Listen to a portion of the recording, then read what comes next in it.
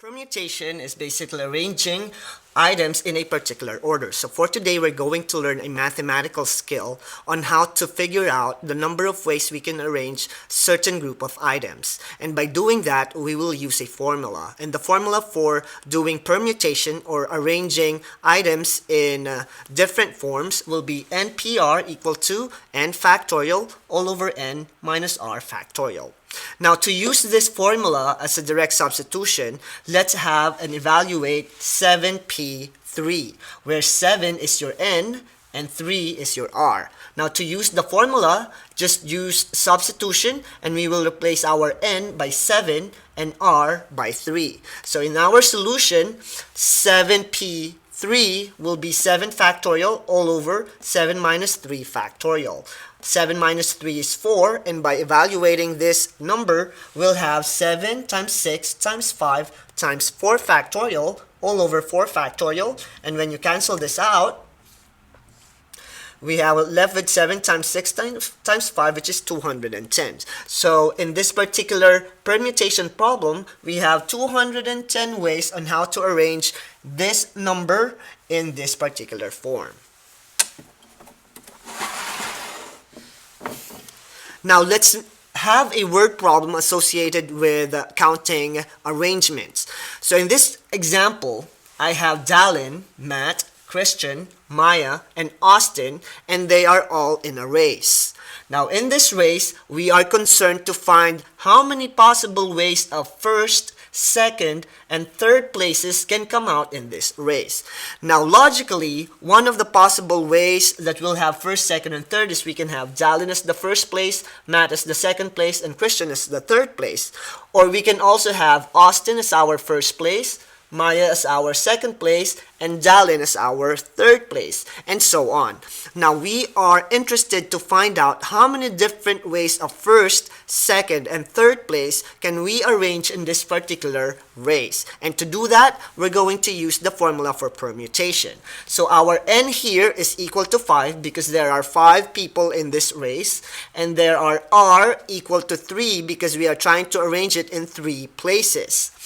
Now, to use your formula, one thing that you need to understand about permutation formula is that the value of n will always be bigger than the value of r. You cannot switch those two values because you're not going to be able to find your answer. So remember, n is always bigger than the value of r. So we have here 5 taken r at the time using permutation. So it's equal to the formula n factorial all over n minus r factorial. By direct substitution, we'll have 5 factorial all over 2 factorial, which gives us 60.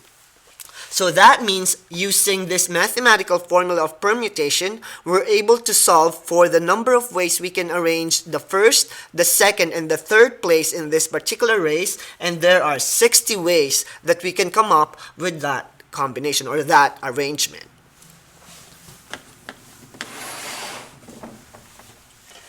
Now, here's another way of how we present permutation in a problem. In this example, we are going to find how many ways we can arrange some words in this example. So the first example that I have is banana. Now, I'm interested to find out how many different words I can make from the word banana by just using the letters in this particular word. So here, the first step is to count the number of letters you have in your word. And here, banana has 6 letters. 1, 2, 3, 4, 5, 6. And 6 will be our n. Now, our letters repeat. So for B, there's only one B. So we only have 1 for B. And for A, it repeats 3 times. So we have 3 here. And for the letter N, it repeats 2 times, so we have 1, 3, and 2 repetitions. Now, to use your permutation conditions here, all we need to do is to have our numerator as our 6 and the denominator as 1 factorial, 3 factorial, and 2 factorial, which is basically the number of repetitions the letters A, N, and B repeated on the word banana. So 6 factorial all over these factorial. By evaluating it, we can cancel all the common terms and we are left with 6 times 5 times 4 divided by 2, which gives us 60. So there are 60 possible ways on how we can spell banana in different positions. So we can have B-A-N-A-N-A for our first arrangement, or we can have B-A-N-A-A-N for our second combination, and so on. So if you list down all the possible ways we can change banana in its words, it's going to be 60 ways.